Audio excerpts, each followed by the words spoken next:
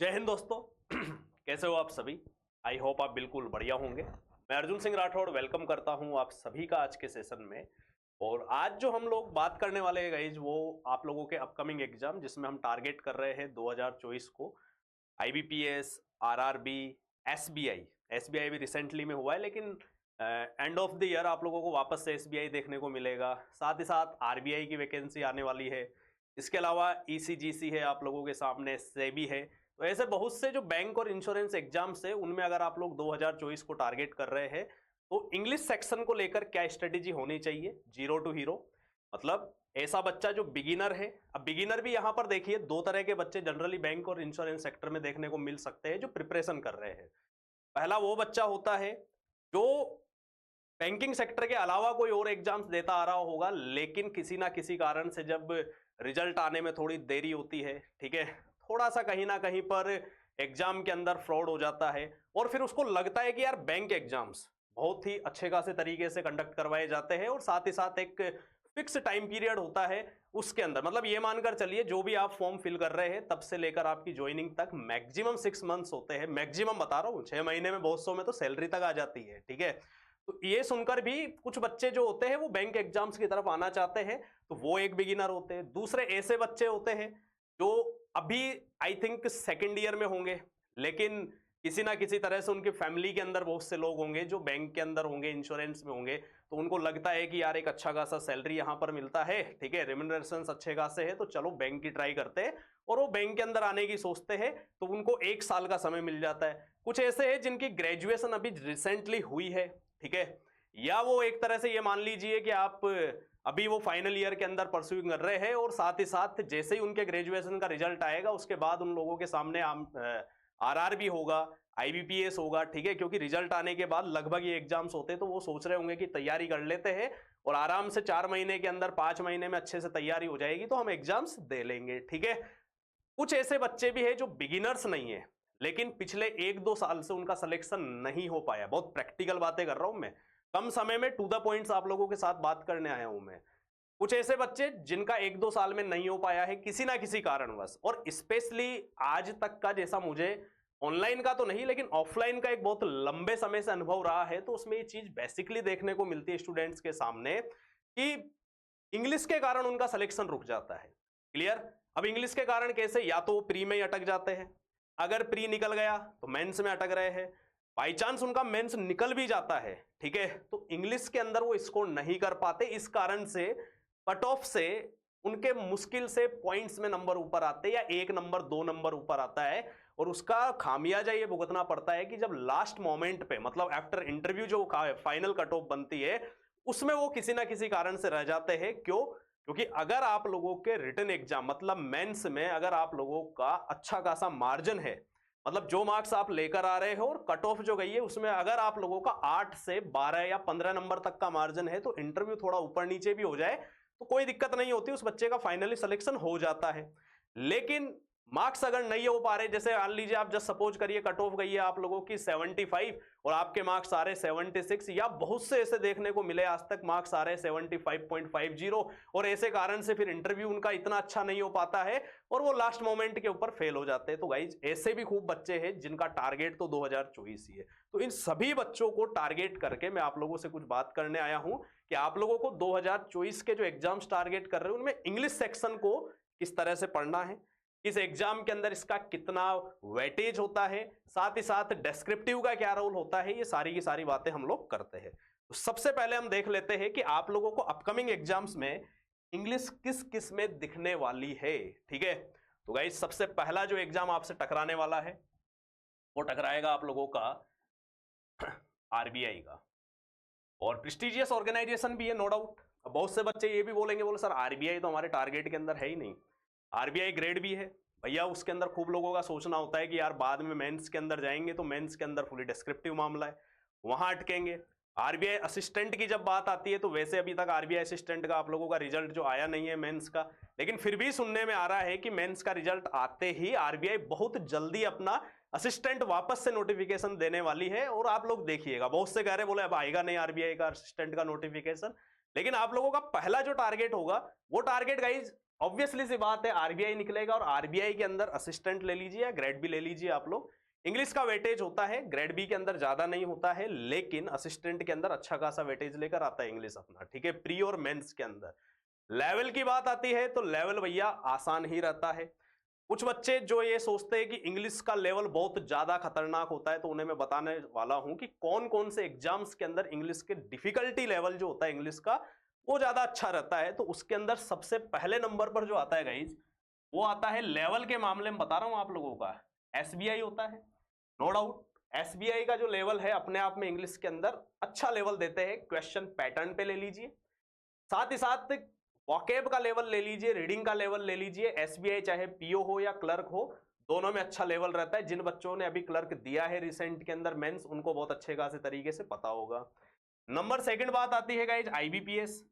IBPS के अंदर भी ध्यान रखना लेवल आजकल इंग्लिश का अच्छा देने लग गए हैं, ठीक है, लेकिन आरबीआई ऑब्वियसली सी बात है कि रेगुलेटरी बॉडी है, लेकिन फिर भी यहां पर जब बात असिस्टेंट की आती है तो इंग्लिश का लेवल उतना अच्छा नहीं आता है, क्लियर है।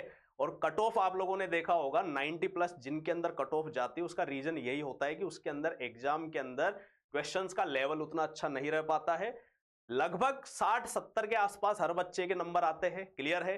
कुछ जो बच्चे अच्छी तैयारी करते आ रहे हैं पिछले 6-7 महीने से, वो लोग आराम से 85 के अबव भी जाने की उनके चांसेस रहते हैं, लेकिन कट ऑफ से ऊपर उन्हीं के आ पाते हैं जिनकी पिछले 6-7 महीने से विद प्रैक्टिस अच्छी एक्सरसाइज चलती आती है।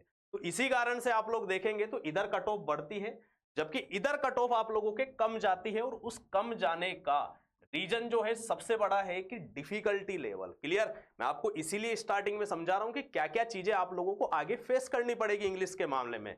उन चीजों को अगर अभी से आप लोग टारगेट करके चलोगे तो हो सकता है कि हमारा जो टारगेटेड जो बैच चल रहा है, ठीक है, या हम लोग जो टारगेट कर रहे हैं एग्जाम को, वो करीबन हमारे पास मतलब लगभग 5 महीने का समय आप मानकर चलिएगा। आज से जब से वीडियो में आप लोगों के सामने ला रहा हूं, इस डेट से आप लोगों के पास 5 महीने का समय, क्योंकि सबसे पहला जो एग्जाम आप लोगों को देखने को मिलेगा वो एग्जाम आप लोगों के सामने होगा गाइज आरआरबी।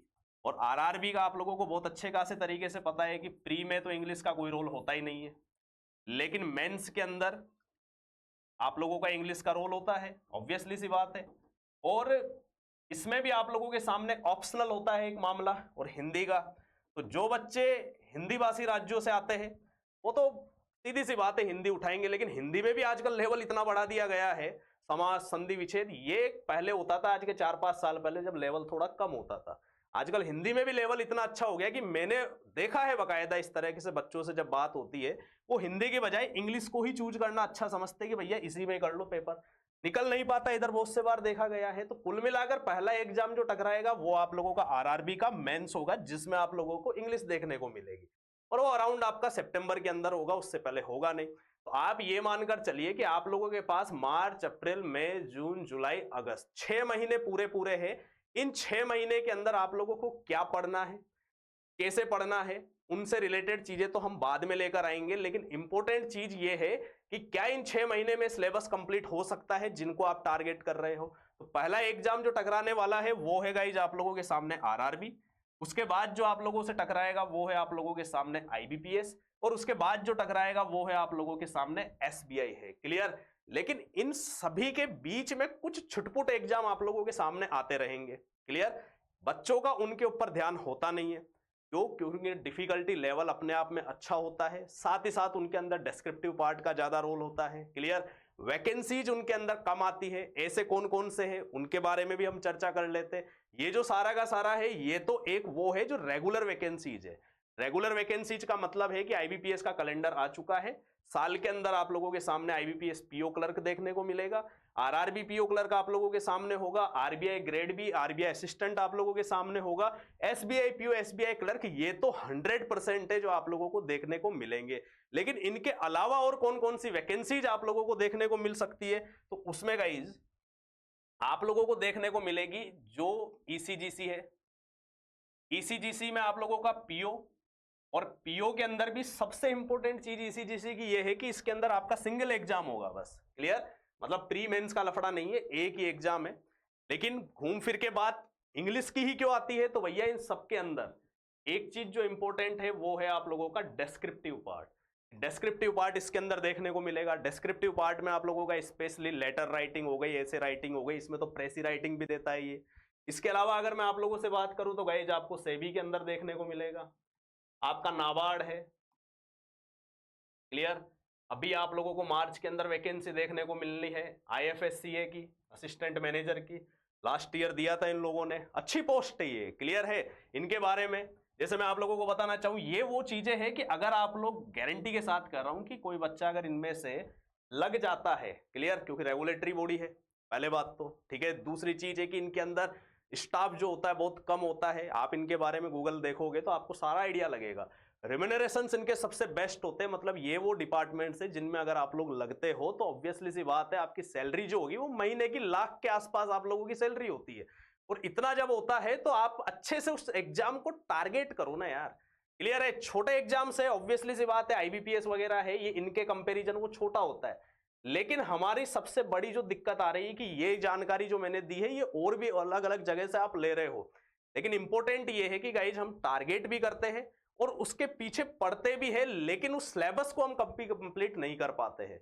उनके पीछे का जो रीजन है वो इंपॉर्टेंट पार्ट यही होता है कि आप लोग उस एग्जाम की मतलब बेसिक चीजों को नहीं जान पा रहे यार, कि होना क्या चाहिए, कर क्या बैठते हैं, ठीक है। हम पढ़ते रहते हैं, पढ़ने के साथ साथ जब बात केवल अगर मैं बात करूं केवल इंग्लिश सेक्शन की, आप बात कर लो यार। इंग्लिश सेक्शन के अंदर अगर मैं उठाकर बात करूं, अधिकतर बच्चों का तो मानना यह है कि भैया आपकी रीडिंग स्किल्स बहुत अच्छी होनी चाहिए, इसी के पीछे बच्चा भागता रहता है। अरे मैं आप लोगों से सिंपली ये पूछता हूं कि क्या एक पेपर जो होता है केवल इसी चीज से बनेगा? अभी आप लोगों को पता होना चाहिए, जिन बच्चों ने नेशनल इंश्योरेंस का NICL का जो अभी AO का एग्जाम हुआ था, जो बच्चे ये कहते हैं ना कि बोले सर इतना इजी लेवल नहीं आता, इतना इजी लेवल नहीं आता, कमेंट करके बता जाना। जिन्होंने AO का अगर प्री दिया होगा उनको बहुत अच्छे खासे तरीके से पता होगा कि AO के अंदर प्री में इंग्लिश का जो लेवल था ना गाइज, मतलब मेरा मानना यह है कि जिन बच्चों ने वो एग्जाम दिया होगा ना, तो 30 में से लगभग 25 के अराउंड तो सबके ही नंबर देखने को मिलने वाले, कट ऑफ उसकी हाई जाएगी। अब देखिए इंपॉर्टेंट क्या चीज है कि इंग्लिश की जब बात आती है तो रीडिंग पार्ट का जो हवा बना रखा है ना एक तरह से, कि रीडिंग स्किल्स बहुत अच्छी होनी चाहिए। गाइज मैं आप लोगों को बताना चाहूंगा कि कोई भी जो पेपर होता है ना जिसके अंदर इंग्लिश आप लोगों के सिलेबस के अंदर है, पहली चीज केवल रीडिंग ही नहीं, उस रीडिंग के अलावा आपका ग्रामर, वेटेज बता देता हूं, उसके हिसाब से आप लोग तैयारी भी करते चलिएगा। वोकैब पार्ट है, ठीक है। ये सारी की सारी चीजें आप लोगों के ये मानकर चलना लगभग समान वेटेज आप लोगों को देखने को मिलेगा, क्लियर है। जैसे अगर मैं आप लोगों से इंडिविजुअली केवल ग्रामर की बात कर लूं तो ग्रामर को अगर उठाकर देखें तो आप लोगों का जो प्री का पार्ट होता है ना, उस प्री के एग्जाम में, क्योंकि बहुत से बच्चे जो इस वीडियो को देख रहे होंगे उनमें से खूब ऐसे बच्चे हैं जिन्होंने लगभग 2023 के सारे ही एग्जाम दिए होंगे, कुछ है जो बिगिनर्स होंगे, ठीक है। तो मैं उन बच्चों को भी समझाना चाह रहा हूं जिन्होंने लगभग 2023 के सारे एग्जाम दिए, और बिगिनर से उनको यह समझाना चाह रहा हूं कि किसी और की सुनकर, मतलब जो भी आपके रिस्पेक्टिव फैकल्टी में, ये नहीं कह रहा कि यहां पर सारा का सारा परसेप्शन मेरा ही चलेगा या जो मैंने कह दिया वो बिल्कुल सत्य है, एकदम से यूनिवर्सल ट्रूथ हो गया। आप जहां भी जिसको भी फॉलो कर रहे हैं बिल्कुल करिए। मैं केवल और केवल आप लोगों के सामने, स्टार्टिंग में हमारा थंबनेल का टाइटल क्या था, जीरो टू हीरो, मतलब अगर जीरो हो अभी भी तो हीरो बनने की कोशिश करो उस चीज के अंदर, और जो बेसिक जो आप लोग गलतियां कर रहे हो, जो मिस्टेक्स है, उनके ऊपर वर्क करोगे तो आपको 2024 के अंदर सिलेक्शन देखने को मिलेगा। ये चीज आप लोगों को स्पेशली ध्यान रखनी है।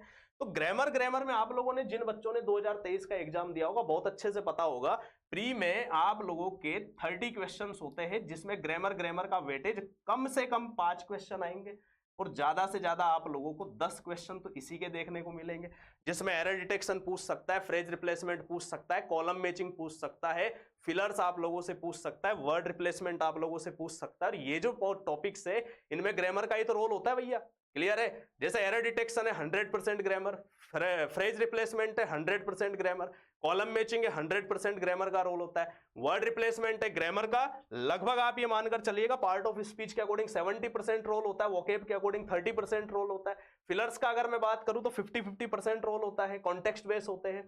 तो आपके इतने क्वेश्चन तो भैया प्री में देखने को मिल रहे हैं। मेंस की अगर हम बात करें तो मेंस में आप लोगों को ग्रामर का, मैं अब आप बोलोगे सर आप ये कैसे कह सकते हो, अरे भैया एग्जाम दिए हैं, एग्जाम निकाले, रिसेंटली निकाले हैं, क्लियर है। कुछ दिनों में आप लोगों के सामने स्कोर कार्ड भी लेकर आऊंगा, कंप्लीट है, तो मुझे पता है ना कि एग्जाम के अंदर चीज आ क्या रही है। मेंस को अगर आप उठाकर देखोगे तो मेंस के अंदर कम से कम बता रहा हूं आपको 10 और ज्यादा से ज्यादा 13 या 14 क्वेश्चंस आपके मेंस के अंदर होते हैं। क्लियर। अब अगर मान लो आप लोगों के दिमाग में सिर्फ ये हवा बनी हुई है कि मेरे को रीडिंग से ही क्लियर करना, या रीडिंग आनी चाहिए, एडिटोरियल के पीछे भाग रहे हो आंख बंद करके पागलों की तरह, क्लियर है क्या हो जाएगा, एडिटोरियल की तरफ भाग रहे हो। लेकिन बहुत से बच्चे ऐसे हैं जो एडिटोरियल को इंग्लिश इंप्रूव करने के लिए नहीं, जनरल अवेयरनेस इंप्रूव करने के लिए पढ़ रहे हैं। क्लियर है, उन्हें समझ ही नहीं आ रहा हो क्या रहा है। लेकिन भैया हाँ, एक फिक्स आदत बना दी, उस आदत के ऊपर हमारे को बस जो बोल रहा है उसको सुनना है और उस चीज के ऊपर फोकस करना है, खत्म बात। लेकिन आप ये भी तो देखकर चलिएगा कि अगर इस पार्ट को भी स्ट्रॉन्ग करोगे तो कितना वेटेज निकलता है आपके। और बैंक का एग्जाम तो वो है जिसके अंदर इंग्लिश के अंदर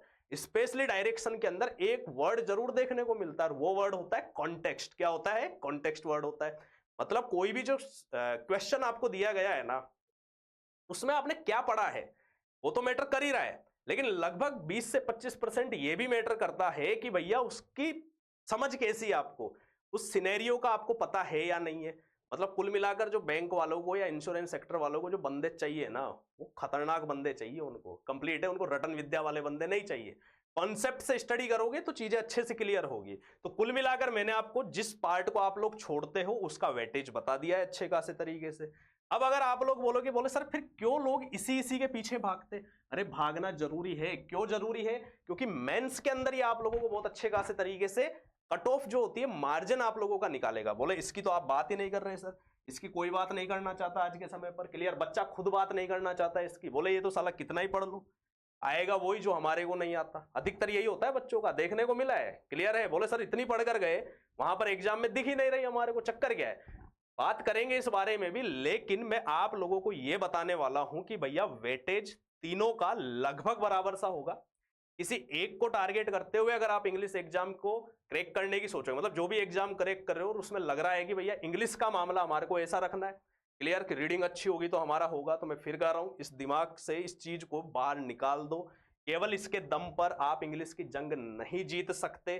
जो बच्चा आज इन बातों को सुनकर अगर आज भी सुधरने की कोशिश करेगा, सब चीजों को एक साथ लेकर चलेगा, तो मैं फिर कह रहा हूं 2024 के अंदर वो अच्छे खासे तरीके से सिलेक्शन ले लेगा।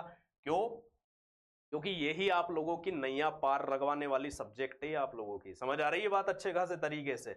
अब मैं आप लोगों को यह बताने वाला हूं कि कौन कौन से सेक्शन से क्या क्या टॉपिक्स आपके बैंक एग्जाम्स के अंदर आपको देखने को मिलेंगे, ताकि आपका दिमाग खुले तो सही ना यार, एक सिनेरियो से हटके बाकी भी आप सोच पाओ।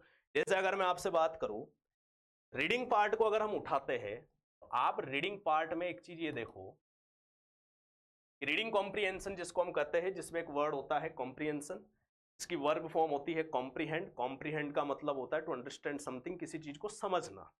इसी चीज को पढ़कर समझकर अगर क्वेश्चन करने हैं तो वो कौन कौन से टॉपिक्स है आपके सामने? पहला होता है गाइस आप लोगों के सामने एवरग्रीन टॉपिक, पैसेज होता है। ये मत सोच लेना बोले सर यार सिलेबस डिस्कस कर रहे हैं, मैं फिर कह रहा हूं ज्यादा लंबा सेशन नहीं है, अगले 5-10 मिनट और बात करने वाले, लेकिन ये बहुत कुछ सिखा कर जाएगा उन बच्चों को जो बिगिनर्स है, उनको स्पेशली विशेष ध्यान रखना है। ठीक है, देखिए पैसेज एवरग्रीन टॉपिक है। नंबर सेकंड होता है आप लोगों का क्लोज टेस्ट, जिसमें थोड़ा सा वोकैब का भी रोल होता है, रीडिंग का भी है, क्योंकि आजकल कॉन्टेक्स्ट बेस आपसे पूछे जाने लग गए हैं। नंबर थर्ड होता है गाइज आप लोगों का पैराजंबल। रीडिंग पार्ट का वेटेज बता देता हूं आप लोगों को। पैराजंबल आप लोगों से दो तरीके से पूछे जाते हैं। एक पूछा जाता है आपसे पैसेज रीअरेंजमेंट के तौर पर, एक पूछा जाता है आपसे सेंटेंस रीअरेंजमेंट के तौर पर। ठीक है, नंबर फोर्थ आप लोगों से रीडिंग के अंदर प्योर रीडिंग वाले क्वेश्चंस बता रहा हूं, जिनका एसबीआई पीओ तो मेंस देता ही देता है, जिसके अंदर गाइज आपसे one word out. Number fifth होता है आप लोगों के inference based question. Number sixth होता है आप लोगों के पैराग्राफ कंप्लीशन। नंबर सेवेंथ होता है मिसिंग पैराग्राफ। क्लियर? और इनमें भी स्पेशली ध्यान रखना, ये जो है गाइज ये आप लोगों के प्री और मेंस दोनों में पूछे जाते हैं।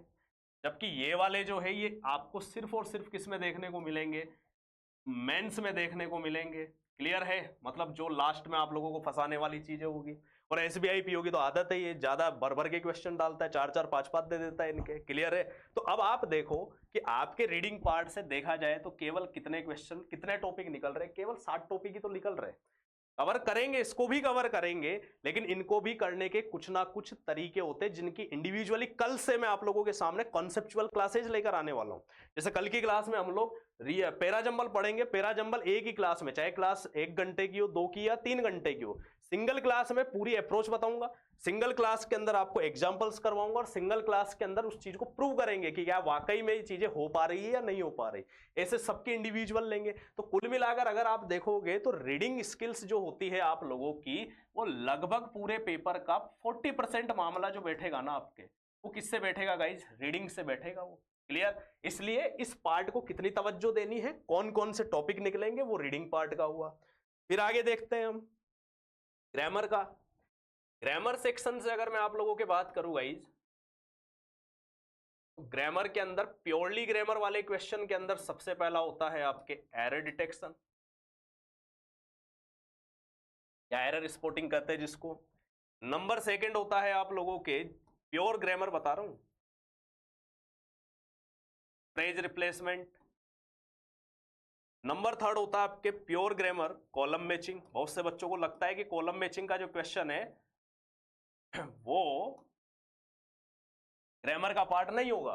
क्लियर, रीडिंग का पार्ट है, लेकिन करवाए हुए क्वेश्चन के डायरेक्शन में लिखा रहता है ग्रामेटिकल एंड कॉन्टेक्चुअल। जिस क्वेश्चन की डायरेक्शन में अगर कभी भी लिखा हुआ आ जाए ग्रामेटिकल, तो समझ जाना वहां पर ग्रामर का ही मामला है, और मामले आपको चेक नहीं करने हैं। नंबर फिफ्थ में आप लोगों से बात करूंगा इस, तो सॉरी फोर्थ, नंबर फोर्थ होता है आपके सेंटेंस कनेक्टर्स होते हैं।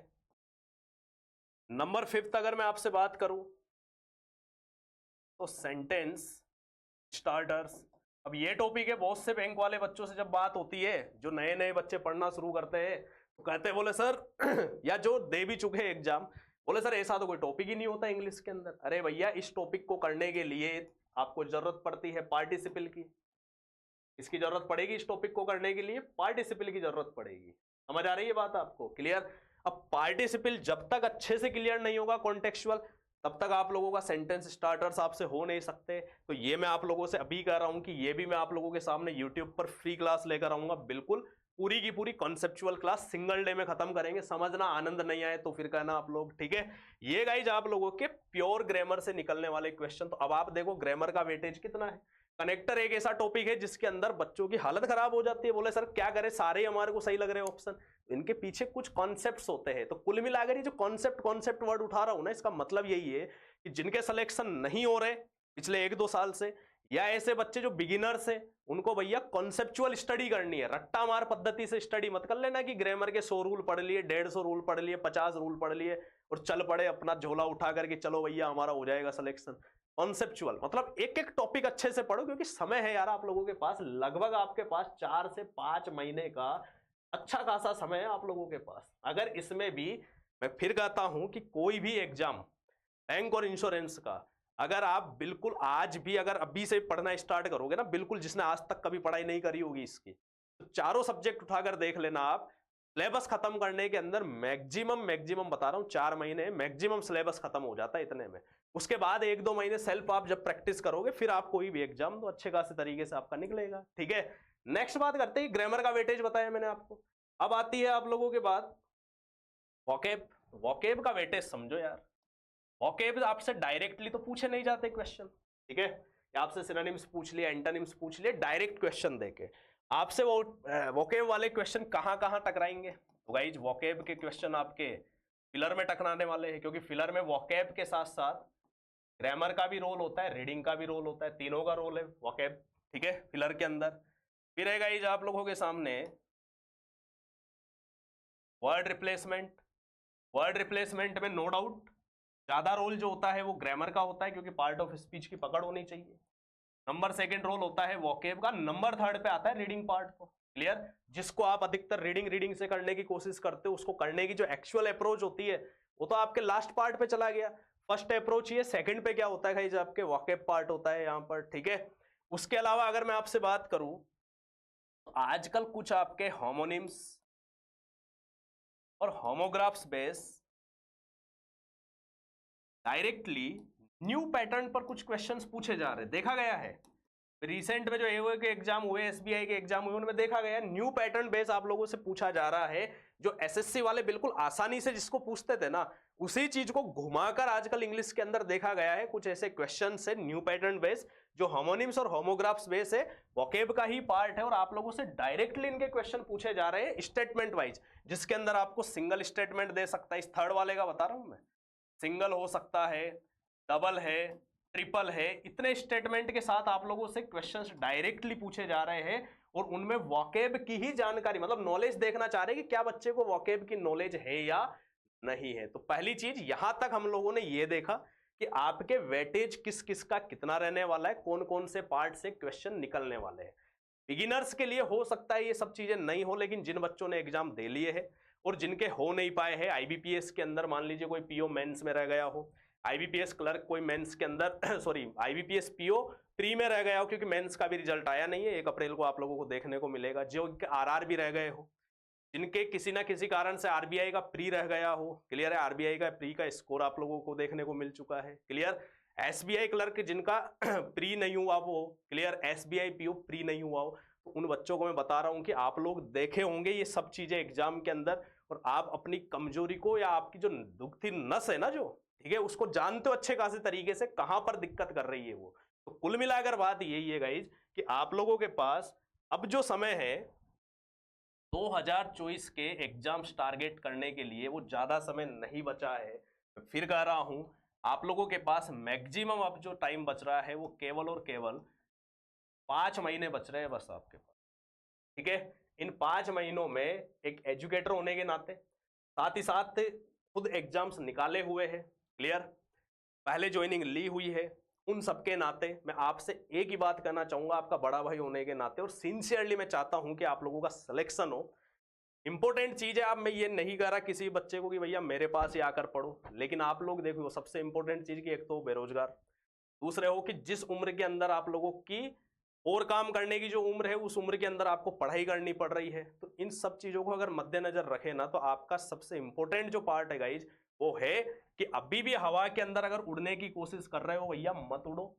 ये जो अगले 5 महीने है, इसके अंदर पूरी कॉन्सेप्ट के साथ स्टडी क्लियर करो। आपकी जो सिलेबस है उसको कॉन्सेप्ट के साथ रट्टा मार पद्धति से करने की गलती फिर मत करना, क्लियर है। कॉन्सेप्चुअल स्टडी क्या कहती है कि ऐसी बात क्यों कह रहा हूं, उसके पीछे लॉजिक है। इन पिछले 1-2 महीने में बच्चे ऑनलाइन वाले खूब टकराए, देखिए ऑफलाइन का एक लंबा अनुभव रहा है, ऑफलाइन के अंदर बहुत हजारों की संख्या में बच्चे सेलेक्ट करवाए भी है, ऑफलाइन के अंदर बच्चों से वार्तालाप भी होती है, ठीक है, कम्युनिकेशन होता है, आमने सामने बहुत अच्छे से बातचीत होती है बच्चों से।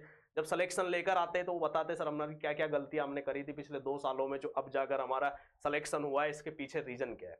ऑनलाइन से जब बच्चों से जुड़ा हूं तो एक चीज सबसे इंपॉर्टेंट निकल कर आती है कि वो बच्चा भ्रमित रहता है भयंकर तरीके से, ये भी पढ़ लूं वो भी पढ़ लूं, 2 दिन यहां मन लग रहा है, तीसरे दिन वहां पढ़ लूं, क्लियर है, वहां एक चीज मुझे पसंद आई, उसके बाद में वहां पर 10 दिन बेकार कर लिया। अरे भैया मैं फिर कह रहा हूं, मैं आपको ये नहीं कहने आया हूं कि आप मेरे पास पढ़ो, आप जहां भी पढ़ रहे हो इस उम्र के अंदर उसको एक बार जो भी स्टडी कर रहे हो उसके सिलेबस के अकॉर्डिंग जो जो पार्ट रिक्वायर्ड है उसकी कॉन्सेप्ट के साथ आप अच्छे खासे तरीके से स्टडी करें। और अगर मुझसे जुड़ते हो आप लोग, मैं आप लोगों के साथ कंटिन्यू रहने वाला हूं, ठीक है। लर्निंग नीति जो हमारा एप्लीकेशन है, वेबसाइट है, वहां पर मेरा कोर्स भी है। अगर कोई बच्चा कोर्स परचेज, फिर बोले सर बात तो वही कर दी वापस कोर्स बेचने की। अगर कोई करना चाहे, मैं हमेशा मेरे सेशन के एंड में भी यही कहता हूं, अगर सेशन अच्छा लगे तो लाइक या शेयर करना, फालतू के अंदर किसी भी प्रकार की फॉर्मेलिटीज करने की जरूरत नहीं है। तो अगर कॉन्सेप्चुअल स्टडी करना चाहते हो, अनुभव देखना चाहते हो, क्लियर है, वो व्यक्ति जो खुद एग्जाम निकाल चुका है, जिसके इंग्लिश के अंदर खुद के फुल मार्क्स रहे हैं लगभग, ठीक है, कुछ के अंदर एक आध का डिफरेंस रहा है, तो वो सारी चीजें के साथ अगर ऐसे व्यक्ति से जुड़ना चाहते हो तो इसी वीडियो के नीचे आपको डिस्क्रिप्शन के अंदर लिंक दिया हुआ है, कोर्स परचेज कर लेना। नॉमिनल सी प्राइस है, टारगेट उसका जो है वो 2024 के एग्जाम है। अगर मेरे से भी नहीं जुड़ना चाहते, जहां भी आप लोग पढ़ रहे हो वहां पर एक चीज विशेष ध्यान रखो गाइस, सिस्टमेटिक तरीके से आप लोगों को स्टडी करनी चाहिए। साथ ही साथ आप लोगों को कॉन्सेप्ट का मतलब यह है कि एक एक टॉपिक, ग्रामर के जितने भी 12-13 टॉपिक है उन सबके बारे में आपको डीप नॉलेज होनी चाहिए। क्लियर? और जो हमने जो टारगेट रखा है इसके लिए मैं आप लोगों को बता देता हूं कल से मैं आप लोगों के साथ क्या क्या करवाने वाला हूं। देखिए, इससे पहले हम लोगों ने किसी भी तरीके से जो SBI 7 डे 7 मॉक वाला जो सेशन था वो सीरीज लेकर आया था मैं आपके सामने। उससे पहले जितने भी इंडिविजुअल टॉपिक थे, कभी फ्रेज रिप्लेसमेंट, कभी एरर डिटेक्शन, कभी पैरा जंबल, इनके हम प्रैक्टिस सेशन लेकर आए थे। लेकिन अब मेरा मानना यह है कि अगले कुछ दिनों तक प्रैक्टिस करने का अभी कोई मतलब नहीं है। क्लियर? क्योंकि उस समय हमारे सामने एग्जाम टारगेट था, SBI क्लर्क था। अब हमारे सामने एग्जाम जो टारगेट है वो लगभग 4-5 महीने बाद से स्टार्ट होंगे। तो हम जो है अगले कुछ दिनों तक मैं आप लोगों के सामने गाइज इंडिविजुअली टॉपिक्स लेकर आऊंगा। जैसे कल का मैं आपको पहले ही बता जाता हूं, कल हमारा टॉपिक जो होगा वो पैरा जंबल का टॉपिक होगा, जिससे बच्चों को बहुत ज्यादा डर लगता है। इस टॉपिक को आप एक बार अटेंड जरूर करिएगा, कॉन्सेप्ट्स देखिएगा, इसके पीछे की चीजें क्या क्या काम करती है, अभी तक आप किस तरह से करते आ रहे थे, क्या गलतियां आप लोग कर रहे थे, उन सब चीजों को हम कल डिस्कस करने वाले हैं। ठीक है? क्लास का टाइम आप लोगों का डेली जो रहेगा गाइज 1:30 PM यूट्यूब पर। तो बच्चा सब्सक्राइब नहीं करा वो कर लेना। आप लोगों को यहीं पर लाइव क्लास में आप लोगों को प्रोवाइड करवाऊंगा। बीच बीच में इस तरह से मैं आप लोगों के साथ रिकॉर्डेड सेशन के जरिए भी अब जुड़ा रहूंगा। ठीक है?